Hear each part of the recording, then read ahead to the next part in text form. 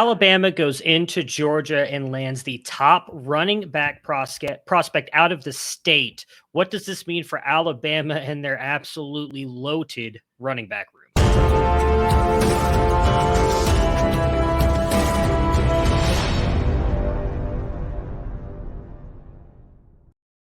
So as we know, Alabama typically starts to pick up some of those top end recruits right around now. Nick Saban really hits the recruiting trail hard as we get later into the season, and he did so again in landing Justice Haynes, the 5'10", 200 running back out of Buford, Georgia. He is the number 4 ranked running back in the 24/7 Sports composite and ranked as a top 50 national player.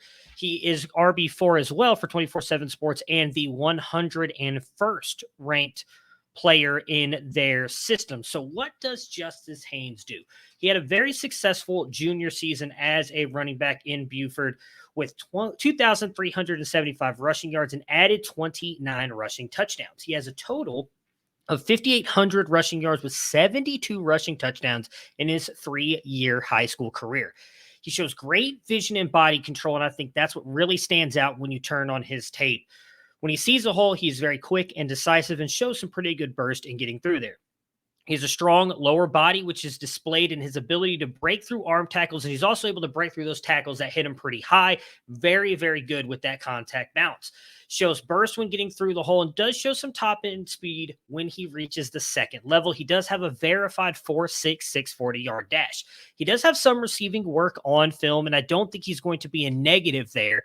Does seem to have soft hands, and I do think at the next level could also be used as a 3-down back as he was at his high school. And he is the son of the Steelers legend, Vern Hayes, also a running back.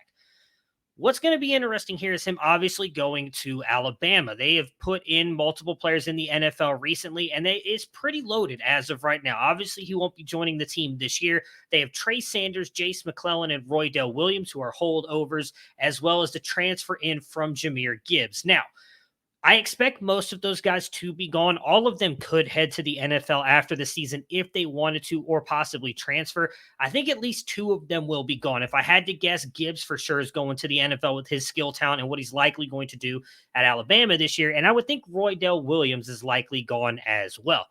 I think Trey Sanders and Jace McClellan could stay one next year, especially Jace dealing with the injury that he did last year, given a chance to possibly take over this backfield.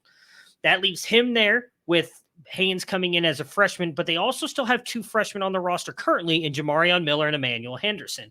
I personally expect Henderson to go the 7 McGee route and eventually move over to slot wide receiver. While he's a very explosive player, I think he profiles more as a slot wide receiver than an actual running back.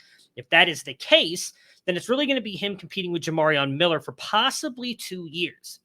However, the big thing that could put a kink here in the roster is the fact that Richard Young is still out there. And right now, a lot of crystal balls have him going to Alabama. He is also a high-end 4-star rated running back in top 3 in most of the recruiting services, and I believe in the 24/7 Sports composite. So just ahead of Justice Haynes. If he goes there, you're obviously going to have those 2 competing every single year to see who takes that lead back role. We've seen at times Nick Saban has been very fluent with his offense. Sometimes he is not afraid to split that ball 50-50, and then other times, in the essence of Najee Harris, he has given that guy absolute autonomy of that backfield, and he gets most of the rushes and the carries. If Young does go there, it's going to be very interesting to see what happens with Haynes moving forward. Regardless, Alabama has been able to churn out consistent top-end college running backs and put them into the NFL, almost all of them getting very good draft capital. So Haynes, a top recruit in this class, should develop well in the Alabama system,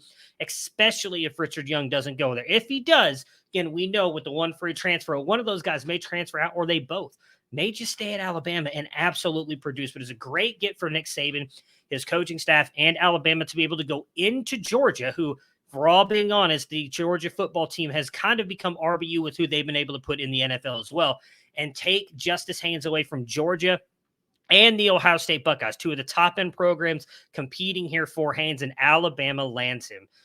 Everybody, if you like this kind of content, subscribe to the channel, hit the like button, check out in the description as we've got links if you play any kind of college fantasy football. We have our Devy guide, our CFF guide, and our freshman supplemental guide, and a link to our website, campus2canton.com. Everybody have yourselves a great weekend, and we'll talk to you.